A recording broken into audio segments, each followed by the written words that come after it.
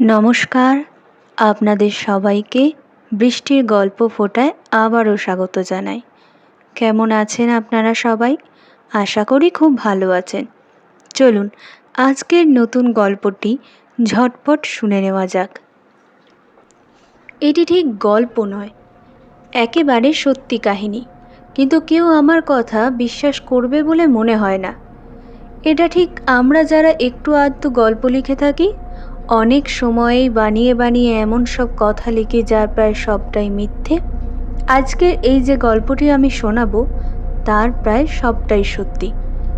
এবারে সতর্ক পাঠক প্রশ্ন করবেন, প্রথমেই আমি যে লিখেছি একেবারে সত্যি কাহিনী, সেটা তাহলে কেন বললাম? এর সহজ একটা কারণ হলো, এই কাহিনী সম্পূর্ণ সত্যি হলেও যতটুকু আমার মনে আছে এই গল্পের চরিত্রের নাম এবং স্থান আর কাল বদলে দিয়েছি ইচ্ছে করি। আগেই বলে রাখি, গল্পটি ভূতের। অধিকাংশ ভূতই লেখাপড়ার ধার ধারে না, এমন অশিক্ষিত দুনিয়ায় আর নেই। তবে আজকাল নাকি নতুন এক ধরনের ভূত দেখা যাচ্ছে, যারা কেবল শিক্ষিত নয়, উচ্চ শিক্ষিত। অনেক মানুষ ওঝা আর তান্ত্রিকের সাহায্যে এইসব ভূতকে অভিভূত করে তাদের দিয়ে অনেক লেখাপড়ার কাজ করিয়ে নিচ্ছে। কোনো কোনো ভূত অন্যের হয়ে গল্প কবিতাও লিখে দেয়, এও শুনেছি। তাছাড়া এই ভূতেরা বিশ্ববিদ্যালয় অঞ্চলেও গিয়ে সামান্য 2-5 কেজি শুঁটকি মাছের জন্য ডক্টরাল থিসিস পর্যন্ত লিখে দিচ্ছে। সব শিক্ষিত ভূতই যে এইরকম হীন কাজ করে তা নয়। অনেক ভূত নীতি ন্যায় এসব মেনে চলে। এরা অমাবস্যা ছাড়া কোনো মানুষের ঘাড় মটকায় না। আরও নিয়ম মানা ভূত আছে, যারা শুধু অমাবস্যা নয়, অমাবস্যাটি শনিবারে পড়া চাই, নইলে তারা ঘাড় মটকাবে না কিছুতেই। তবে এরকম ভূতের সংখ্যা কম। যাই হোক, এত সব কথা বলে ফেললাম কেবল ঝোঁকের মাথায়। আসল কাহিনীর সঙ্গে এর কোনো সম্পর্ক নেই। আজ আমি যে কাহিনী শোনাতে যাচ্ছি সেটি অনেক কাল আগে ঘটেছিল। ঠিক কতকাল আগে সেটা বলবো না, তবে এখন থেকে 20-30 বছর আগের কথা। তখন আমার খুব অসুখ হতো, মাসে একবার অন্তত জ্বরে আক্রান্ত হতাম। ওষুধ খেয়ে কোনো মতে সেরে উঠতাম, কিন্তু বেশি দিনের জন্য নয়, ফের জ্বর আসতো। আমাদের পারিবারিক ডাক্তার পূর্ণেন্দু চ্যাটার্জি বললেন, এটা শহুরে অ্যালার্জি হতে পারে। কোনো গ্রামে গিয়ে মাস 2 থাকলে হয়তো এই বারে বারে অসুখে পড়া বন্ধ হতে পারে। তিনি বললেন, হরিহর, পারো তো গ্রামের কোথাও চলে যাও। কলকাতা থেকে যে জায়গাটা যত দূরে হবে ততই ভালো। কাছাকাছি একটা নদী থাকলে সেখানে সকালে বিকালে বেড়াবে, যা ইচ্ছে করবে খাবে, তবে খুব বেশি পরিমাণে কখনোই নয়। দুধ খাবে আর প্রচুর দই খাবে। দিন রাতে 2-3 ঘন্টার বেশি পড়বে না। একেবারেই লিখবে না, তবে চিঠি লিখতে পারো পোস্ট কার্ডে। আর যদি গল্প লিখতেই হয় তাহলে দিন 1 পাতার বেশি কখনো নয়। কোনো ওষুধ খাবে না, আস্তে আস্তে শরীরের প্রতিরোধ ক্ষমতা বেড়ে যাবে। অসুখের চেয়ে ওষুধই অনেক সময় মানুষের বেশি ক্ষতি করে। ডাক্তার তো বললেন কোনো দূরের গ্রামে গিয়ে থাকতে, কিন্তু যাই কোথায়, সঙ্গেই বাকি যাবে। অনেক খোঁজাখুঁজির পর বাবার বন্ধু সুধাংশু কাকা বললেন, ওদের একটা বাড়ি আছে মধুপুরে, সেখানে বছরে 2-1 বার বেড়াতে যান, শীতকালটা বাদ দিয়ে, কেননা ওখানে শীতে ভয়ঙ্কর ঠান্ডা। তা তুমি যদি যেতে চাও তো কোনো আপত্তি নেই। ওখানে রামহরি থাকে, খুব বিশ্বাসী লোক, বললে রুটি তরকারি বানিয়ে দেবে। ডিম মাছ এসবও সে রান্না করতে পারে। ওখানকার দুধ খুব ভালো, হাওয়াও খুব ভালো। স্বাস্থ্য ভালো করার জন্য তো কত লোকই সেখানে যায়। আমি যাওয়ার আগে বুঝে নিলাম কিভাবে যেতে হয়। একদিন ভোরবেলায় মধুপুরে নিরাপদেই পৌঁছে গেলাম, আর হাসনুহানা কুটিটিও খুঁজতে খুব অসুবিধে হলো না। বললাম বটে হাসনুহানা কুটি, কিন্তু বাড়ির নামের প্রথম 3 অক্ষরই কেউ বোধহয় দুষ্টুমি করে ভেঙে দিয়েছে। এখন কেবল লেখা আছে হানাকুঠি। নামটা দেখেই মনটা শিউরে উঠল। হানাকুটি নামটা মনে খুব যে একটা আমাদের সঞ্চার করে তা নয়। তখনই মনে পড়ল সুধাংশু কাকা কি যেন বলতে গিয়েও বললেন না। যাই হোক, অনেক ডাকাডাকির পর রামহরি এসে গেটটা খুলে দিল। আমি একটা চিঠি নিয়ে গিয়েছিলাম সুধাংশু কাকার, সেটি না পড়েই সে আমাকে খুব খাতির করে একতলার একটি ঘরে ঢুকিয়ে দিল। দেখলাম ঘরে রাশিকৃত ধুলো, টেবিলে আলমারিতে খাটে কোথায় নয়। রামহরি তাতে লজ্জিত হলো একটু। আগে জানলে সব ঠিক করে রাখতাম। এ কথাটা সে কতবার যে বললো তার ঠিক নেই। সে আমাকে বাইরের বারান্দায় একটা চেয়ারে বসতে দিয়ে কোথা থেকে দুজন লোককে এনে ঘর পরিষ্কার করাতে লাগলো। মেঝে ধুয়ে দিল পরিপাটি করে, জানলার কাচ ঝকঝকে তকতকে করে দিল, আর বাথরুমটায় কয়েক বালতি জলও এনে দিল। এরই মধ্যে দেখলাম বড় বড় সাইজের আটার লুচি সঙ্গে আলু ভাজা আর পাটালি গুড় এনে সামনে রাখলো একজন ঘোমটা পরা মহিলা। বুঝলাম ও হলো গিয়ে রামহরির স্ত্রী। অত বড় লুচি একসঙ্গে অত আমি জীবনে খাইনি। গোটাচারে খাওয়ার পর থালা সরিয়ে রাখলাম। আধ গেলাস জল খেয়ে চায়ে চুমুক দিয়ে বুঝলাম চায়ের ব্যাপারে রামহরিদের রুচি আছে। চমৎকার চা। ঘরে ঢুকে সত্যি মোহিত হয়ে গেলাম। বিছানাটাও চমৎকার। পায়ের কাছে ভাঁজ করা কম্বল, সাদা ধবধবে বিছানার চাদর, বেড কভারটা ভাঁজ করে রাখা পাশেই। রামহরি ঠিকই ভেবেছিল যে আমি যখন সারা রাত ধরে এসেছি তখন একটু গড়িয়ে নেব বিছানায়। দেখলাম ঘরের কোণে একটা বইয়ের বড় তাক, তাতে বাংলা ইংরাজি কত বই। আমিও কিছু বই এনেছিলাম, সেগুলি বের করে টেবিলে রাখলাম। সঙ্গে ছিল একটা পঞ্জিকাও। এটি আমার মায়ের কীর্তি। আমার মা আমাকে বলে দিয়েছিলেন প্রতিদিন পঞ্জিকা দেখে সেই মতো কাজ করতে। যেমন যেদিন উত্তরে যাত্রা নিষেধ সেদিন যেন কোনো মতেই উত্তর দিকে না যায়, যেদিন বেগুন খাওয়া নিষেধ সেদিন যেন আমি এক টুকরো বেগুনও না খাই।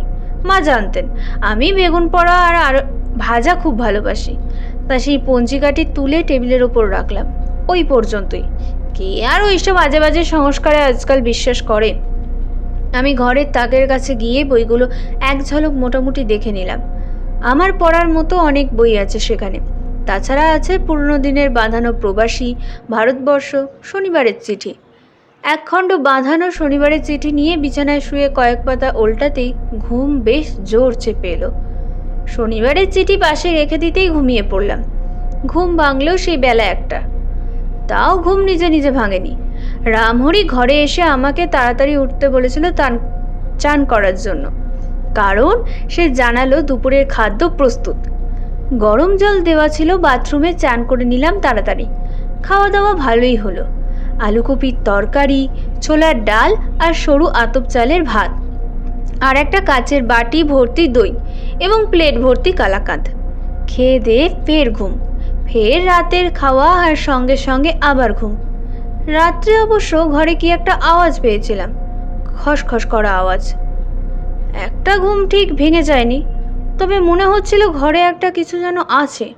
বড় ইঁদুর কিংবা হয়তোবা চামচিকে কিংবা বিড়াল বা বাদুড়ও হতে পারে। একবার মনে হয়েছিল উঠে পড়ি, কিন্তু ইচ্ছের সঙ্গে শরীরের যোগ ছিল না। শরীর এতই ক্লান্ত ছিল যে ফের গভীর ঘুমে অচেতন হয়ে পড়লাম। সকাল 8টার আগে ঘুম ভাঙল না। সকালের মিষ্টি রোদ্দুরটা বেশ লাগলো। রাত্রের আওয়াজের কথা তখন মনেই পড়ল না। বাথরুম থেকে বেরিয়ে বারান্দায় গিয়ে বসলাম, আর প্রায় সঙ্গে সঙ্গেই রামহরি খাবার দিয়ে গেল। বড় বড় লুচির সঙ্গে আলু আর বেগুন ভাজা। চা সহযোগে খেতে খেতে মনে পড়লো মায়ের কথা। আজ পঞ্জিকাতে কি লেখা আছে কে জানে? বেগুন ভক্ষণ যদি নিষিদ্ধ থাকে তাহলেই তো ঝামেলার ব্যাপার। ইচ্ছে করেই আর পঞ্জিকা দেখলাম না। ওইসব পঞ্জিকার কথা মতো চলেই তো এদেশের এই হাল হয়েছে। খাওয়ার পর বেরোলাম ঠিক যাকে বলে যেদিকে দু চোখ যায়। সবাই তো আমার কাছে নতুন, সবই তো দেখার জিনিস। একটা ব্যাপার দেখে আমার ভালো লাগলো। মাত্র একদিনেই আমার গায়ে যেন বেশ জোর বেড়ে গেছে। কলকাতায় আগে 2-3 স্টপ যেতেই ট্রামে চড়ে বসতাম, এখন 2 কিলোমিটার গিয়েও মনে হলো আরও যাই আরও যাই। রাস্তা বেশ ফাঁকা, লোকজন কমই মনে হলো। শীতও খুব। রাস্তায় যেতে যেতে দেখি একজন বৃদ্ধ ব্যক্তি লাঠি হাতে নিয়ে ধীরে ধীরে আসছেন। আমি পাশ কাটিয়ে চলে যাব ভাবছি, উনি বললেন, এদিকে নতুন বুঝি? আমি তো অবাক। একজনকে দেখে কেমন করে বোঝা যায় যে সে নতুন লোক? আমি ভেবে পেলাম না। যাই হোক, বললাম, হ্যাঁ, কালই সকালে এসেছি।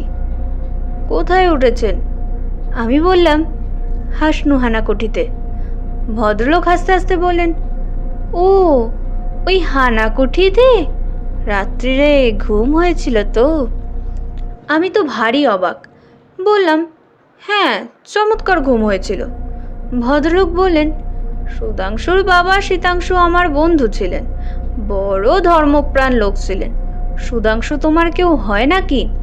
আমি বললাম, সুধাংশু কাকা আমার বাবার বন্ধু, আমার শরীর খুব খারাপ হয়ে যাচ্ছিল, তাই ডাক্তার আমাকে শহর ছেড়ে দূরে কোথাও যেতে বলেছিলেন। চেনা কারো সন্ধানে বাড়ি ছিল না, তা সুধাংশু কাকার এখানে একটা বাড়ি আছে শুনে তাকে বলায় তিনি রাজি হয়ে গেলেন থাকতে দিতে। বললেন শীতকালটায় ওদিকে বড় শীত বলে এদিকে বেশি লোক আসে না। ভদ্রলোক বললেন, আমার নাম জ্যোতিপ্রসাদ কর। আমি এককালে ডাক্তার ছিলাম চন্দননগরে, এখন আর ডাক্তারি করি না, এখানেই থাকি। আমার একটা ছোট বাড়ি আছে এই কাছেই, চলে এসো মাঝে মাঝে। আচ্ছা, একটা কথা জিজ্ঞাসা করি, এখানে আসার আগে সুধাংশু তোমাকে কিছু বলেনি? মানে ওর ওই হানাকুটি নিয়ে? আমি বললাম, না তো, কি বলবেন আবার? জ্যোতিপ্রসাদ বাবু বললেন, বলা উচিত ছিল। সুধাংশু ভালো লোক, কিন্তু দায়িত্বের অভাব আছে। আরে বাবা, ওই বাড়িতে একটু আছে তো, সেটা সবাই জানে। আমি ভয় পেয়ে বললাম, আছে মানে? জ্যোতিপ্রসাদ বাবু বললেন, আছে মানে শুনতে হলে একটু সময় লাগবে। তুমি আমার বাড়িতে চলো, সব বলবো। কাছেই বাড়ি, আমরা হাঁটতে হাঁটতে 3 মিনিটেই সেখানে পৌঁছে গেলাম। জ্যোতিপ্রসাদ বাবু বাড়িতে ঢুকতে একটা বাঘা কুকুর আমাদের লেজ আর জিভ নেড়ে অভ্যর্থনা করলো। ঘেউ ঘেউ করে বলল, নমস্কার।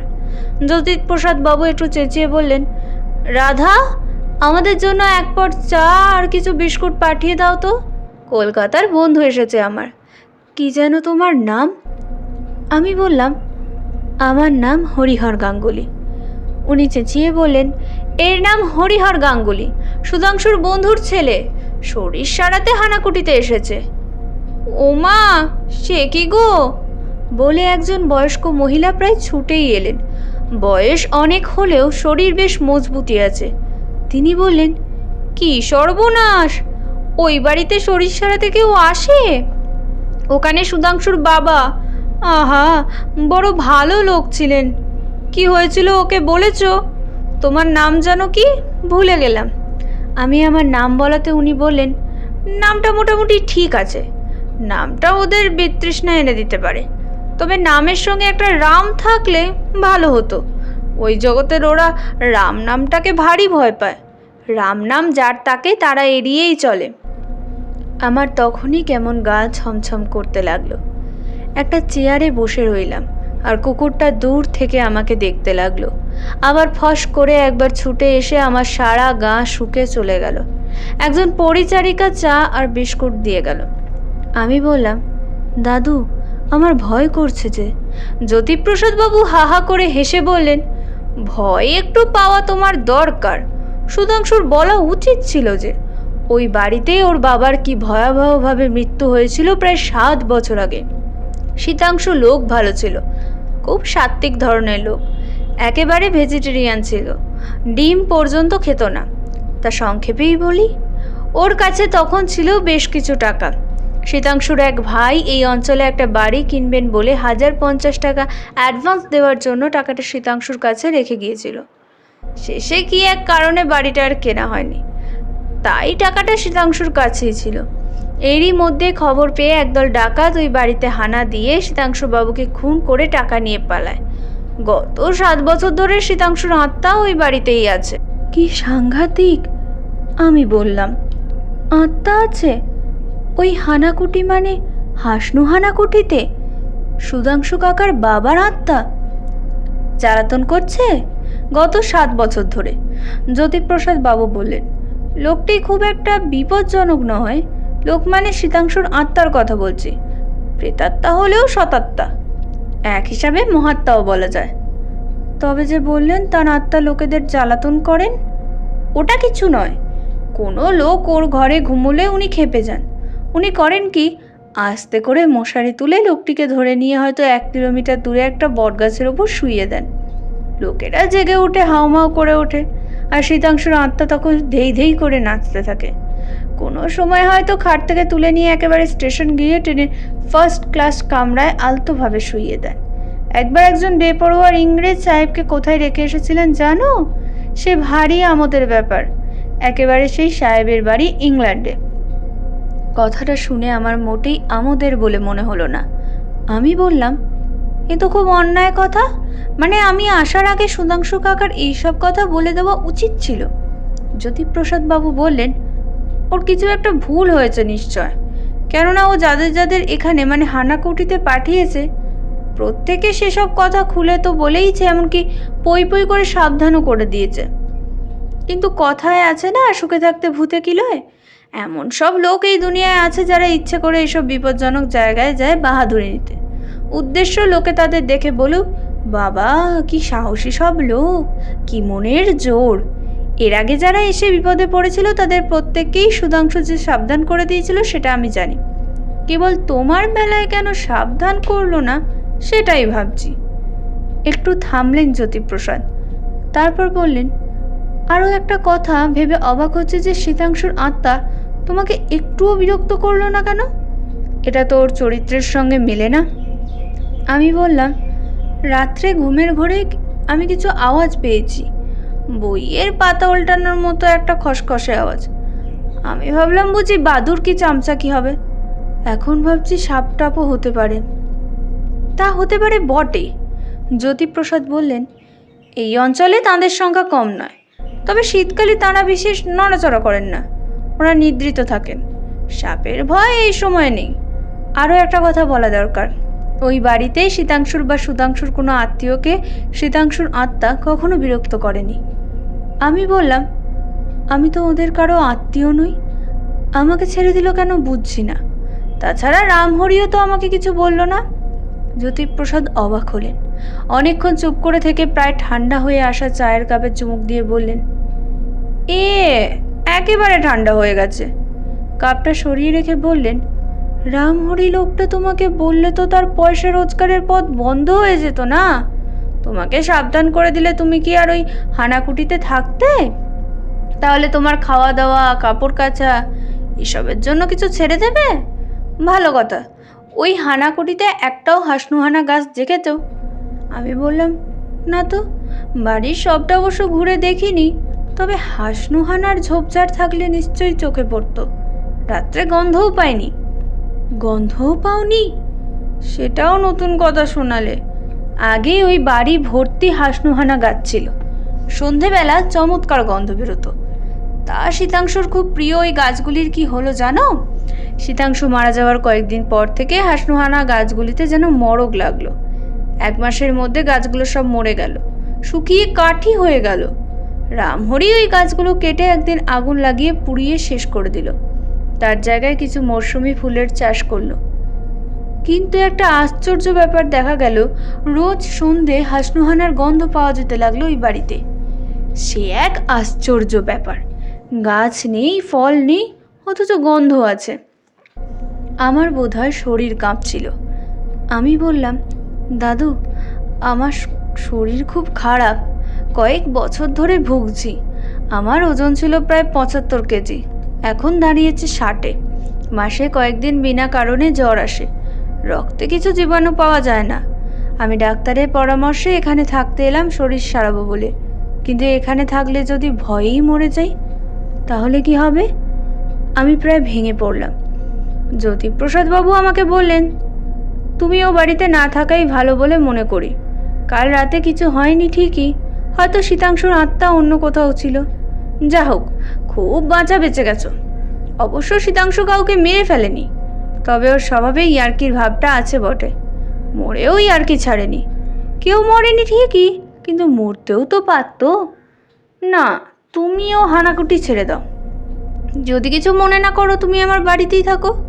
তুমি আমাকে দাদু বলে রেখেছো, তুমি দাদুর বাড়িতে থাকবে। আমরা বাড়িতে স্বামী স্ত্রী থাকি, এখানেই আমার সারাটা জীবন কাটলো। আর ডাক্তারি করি না, এখানে ভালো ডাক্তার অনেক আছেন। আমার অবশ্য একেবারে ডাক্তারি ছাড়ার উপায় নেই। পুরনো সব লোক আমাকে ডাকেন, সেসব ক্ষেত্রে আমিও যাই, তবে টাকা নিই না। আর তুমি এখানে থাকলে বোধহয় ভালোই হবে, তোমার শরীরের সমস্যাটা একটু বুঝতে পারবো। কি রাজি? আমি দেখলাম ভদ্রলোক ভারী সরল আর আন্তরিক মানুষ, মনে কোনো অভিসন্ধি নেই। আমি তো বেজায় খুশি হলাম, বলাই বাহুল্য। আমি একটু পরে একটা সাইকেল রিক্সা নিয়ে হানাকুটিতে গিয়ে রামহরিকে বললাম, আমার দাদু ডাক্তার জ্যোতিপ্রসাদের বাড়িতে যাচ্ছি, এখানে আর থাকবো না। রামহরি কোনো কথাও বলল না, তবে মনে হলো ও একটু দুঃখিতই হয়েছে। আমি আমার জিনিসপত্র সব গুছিয়ে নিলাম, বেশি গোছানোর ছিল না অবশ্য। মিনিট 10-এর মধ্যেই গোছানো শেষ করার পর হঠাৎ আবিষ্কার করলাম আমার আনা পঞ্জিকাটা টেবিলে নেই। আমি রামহরিকে বললাম পঞ্জিকার কথা। রামহরি তার মাথা চুলকে কাঁচুমাচুভাবে বলল পঞ্জিকার কথা সে জানে না। আমি সকালে বেরিয়ে যাওয়ার পর সে ঘর গুছিয়েছে বটে, তবে টেবিলে সে পঞ্জিকাটিকে দেখেনি মোটেই। ওর কথায় অবিশ্বাস করার কিছু ছিল না। রামহরি খামোকা 3 টাকা দামের পঞ্জিকা সরিয়ে ফেলবে সেটাও সম্ভব বলে মনে হলো না। তবু আমি ঘরটা ভালো করে একবার দেখে নিলাম। না, কোথাও নেই। দুপুরে জ্যোতিপ্রসাদ বাবুর ওখানেই খাদ্য গ্রহণ করা গেল। তারপর ওর আর ওর স্ত্রীর সঙ্গে কিছু কথা টথা বলে ওদের বাড়ির সবচেয়ে ভালো ঘরে গিয়ে দেখলাম চমৎকার সাজানো ঘর সেটি। কাচের বড় বড় জানলা দিয়ে বাড়ির পেছনের বাগান চোখে পড়ে। কত রকমের যে ফুল ফুটে আছে, গাঁদা, হরেক রকমের গোলাপ। বেশ কয়েকটা ঘুঘু ডাকছে। বেশ নির্জন জায়গা। মাঝে মাঝে একটু দূরের রাস্তা দিয়ে সাইকেল রিক্সা চলার কেমন সরসর আওয়াজ পাওয়া যাচ্ছে। একটা ইংরেজি সাপ্তাহিক পত্রিকা টেবিল থেকে নিয়ে এক পাতা পড়তে পড়তেই ঘুমিয়ে পড়লাম। সত্যি শরীরটা আমার সত্যিই দুর্বল হয়ে গেছে। এত ক্লান্ত মনে হয়। দেখা যাক এখানে 2 মাস থাকলে কি হয়। আবার সম্পূর্ণ অচেনা লোকের বাড়িতে এতদিন থাকাটাও কেমন যেন লাগছে। এরা আমার কাছ থেকে টাকা পয়সাও কিছু নেবেন না। সেই বিকেলে ঘুম ভাঙল। বড় ঠান্ডা এদিকে। উঠে ঘর থেকে বেরোতেই জ্যোতিপ্রসাদ বললেন, হ্যালো ইয়াং ম্যান, কেমন লাগছে এখন? আমি বললাম, ভালো, বেশ ভালো। উনি বৈঠকখানায় বসে খবরের কাগজ পড়ছিলেন। বললেন, কাগজ এক্ষুনি এলো। কলকাতার কাগজ পেতে পেতে সন্ধে হয়ে যায়, বলে কাগজটা আমার দিকে এগিয়ে দিলেন। এরপর চা আর বাড়িতে তৈরি কেক খেলাম, সঙ্গে কিছু কাজু বাদাম। দেখলাম এরা রাত্রের খাবার সত্যি সত্যি রাত্রি হওয়ার আগেই সেরে ফেলেন। 8:30টার মধ্যেই রাত্রের খাবার শেষ। জ্যোতিপ্রসাদ বললেন, এ বাড়িতে অনেক বই আছে, কাল সেগুলো থেকে বেছে নিও তোমার যা পছন্দ, পড়তে পারো। তবে কি জানো, বেশি রাত জাগা ঠিক নয়। Early to bed and early to rise. আমি তো ভোর 5টায় উঠি, তারপর একটু হাঁটতে বেরোই। কাল তোমাকেও ডেকে নেব। স্বাস্থ্যের পক্ষে ভারী ভালো এই হাঁটা, আর মনটাও ভালো থাকে। সর্বনাশ, উনি বলেন কি সকাল 5টায় ঘুম ভাঙাবেন আমার? কিন্তু আপত্তি আর করা গেল না, চুপ করেই রইলাম। রাত্রে ঘুমটা ভালোই হলো, তবে অনেক স্বপ্নও দেখলাম। স্বপ্নগুলিও অদ্ভুত। খুব যেন একটা ঠান্ডা দেশে চলে গেছি। ঠান্ডায় কষ্ট হচ্ছে। এদিকে আমার খালি গা, জুতোও নেই। চারিদিকে আবার হাসনুহানার গন্ধ। একবার মনে হলো আমি একটা বিমানে উঠে কোথায় চলেছি। বিমানের ইঞ্জিনটা খারাপ হয়ে গেছে, বিমানেও পাচ্ছি হাসনুহানার গন্ধ। সকালের রোদ্দুর এসে ঘুম ভাঙিয়ে দিল। হাতে ঘড়ি ছিল, সেটা দেখলাম সকাল কোথায়, 8:20। কই, জ্যোতিপ্রসাদ তো ডাকলেন না, ভুলে গেছেন নাকি? চট করে উঠে বললাম, এ আবার কি? আমি কোথায়? জ্যোতিপ্রসাদ করের বাড়ি তো নয় এটা। এটা তো সেই বাড়ি হানাকুঠি, সেই ঘর। এই ঘর ছেড়েই তো কাল চলে গিয়েছিলাম। এখানে ফের কেমন করে এলাম? আমার মাথা ঘুরছিল, আর কিছু ভাবতে পারলাম না। একেবারে অজ্ঞান হয়ে গেলাম। যখন জ্ঞান হলো তখন আবার অন্য দৃশ্য। একটা ছোট ঘর, নার্সিং হোমের কেবিন। আমি একটু নড়ে উঠতে একজন নার্স এসে বললেন, কেমন বোধ করছেন? আমি কোনো মতে উত্তর দিলাম, ভালো। আমি কোথায়? নার্স বললেন, এটা একটা নার্সিং হোম। জিজ্ঞেস করলাম, জায়গাটার নাম কি? নার্স বললেন, মধুপুর। আপনি 3 দিন অজ্ঞান হয়েছিলেন, কাল রাতে জ্ঞান ফিরেছে। ঘুমের ওষুধ দেওয়া হয়েছিল, আপনি এখনো দুর্বল। 1 কাপ গরম দুধ খেয়ে শুয়ে থাকুন। সুস্থ হয়ে উঠতে আরও 2 সপ্তাহ লেগেছিল। রোজই জ্যোতিপ্রসাদ বাবু 2 বার এসে দেখে যেতেন। 3য় সপ্তাহে ফের জ্যোতিপ্রসাদের বাড়িতেই নিয়ে গেলেন জোর করে। তিনি বললেন, কি কাণ্ড! ওহ, সমস্ত মধুপুরে বিরাট চাঞ্চল্য, সব তোমাকে নিয়ে। লোকজন হতভম্ব, পুলিশ হতভম্ব। হ্যাঁ, তোমার বাবা মা এসেছিলেন, 2 দিন থেকে চলে গেছেন। এখানে ভূত বলে একজন ওঝা আছে, সে এক মিডিয়ামের সাহায্যে শীতাংশুর সঙ্গে কথা বলেছে। শীতাংশু নাকি আমার ওপর ভারী চটে গেছে। সে বলেছে আমি নাকি তার অতিথিকে নিয়ে এসেছি, সেটা আমার ভারী অন্যায় হয়েছে। সেজন্য সে সেদিন রাতের বেলায় আমার বাড়ি থেকে তোমাকে তার বাড়িতে নিয়ে গিয়েছিল। তবে এই নিয়ে এত হইচই হওয়ায় সে তার ভুল বুঝতে পেরেছে। হ্যাঁ, আর একটা কথা, সে বলেছে সে আর কিছু করবে না, তুমি ইচ্ছে করলে ফের হানাকুটিতে যেতে পারো, তাতে সে খুশি হবে। আর হ্যাঁ, পঞ্জিকাটি শীতাংশু নিয়েছিল দেখবার জন্য কবে কখনো অমাবস্যা হয়, সেটা জানা খুব দরকার। ওতে নাকি ওর চেনা অনেক আত্মার ভারী সুবিধা হয়েছে। হ্যাঁ, এটা অবশ্যই বলতে হবে। অবশ্য না বললেও চলতো যে আমি আর হানাকুটিতে যাইনি, জ্যোতিপ্রসাদের বাড়ি থেকেই কলকাতায় ফিরে এসেছিলাম। বন্ধুরা, লেখক হিমানীশ গোস্বামীর মধুপুরের হানাকুটি গল্পটি আপনাদের কেমন লাগলো অবশ্যই আপনাদের মূল্যবান মন্তব্যটি কমেন্টের মাধ্যমে জানাবেন। গল্পটিতে একটি লাইক করে আমাদেরকে এগিয়ে যেতে আরও উৎসাহ দেবেন এবং চ্যানেলটি সাবস্ক্রাইব করে রাখবেন আর বেল আইকনটি প্রেস করে রাখবেন যাতে আমাদের সর্বপ্রথম গল্পটি আপনার কাছে পৌঁছায়। চলুন, দেখা হচ্ছে পরের পর্বে আরও একটি নতুন গল্প নিয়ে।